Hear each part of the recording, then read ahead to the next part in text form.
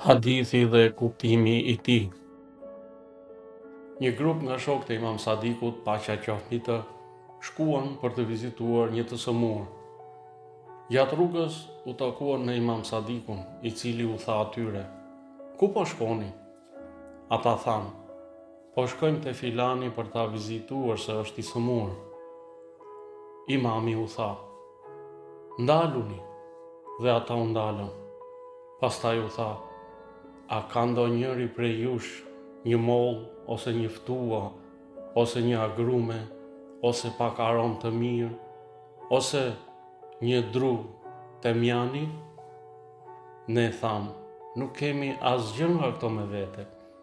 Imami u tha: "A nuk e dini se i sëmuri qetësohet dhe ndjen rehati nga çdo gjë që i futet pranë tij?" Ky udhëzim i Imam Sadikut, paqja qoftë mbi të, vendos një edukat shpirtërore dhe psikologjike shumë të hollë, sepse i sëmuri ka nevojë për qetësi shpirtërore që ta nxjerrë nga atmosfera e sëmundjes. Qëllimi nuk është vlera materiale e dhuratës, por ndikimi i saj mirë në shpirtin e tij.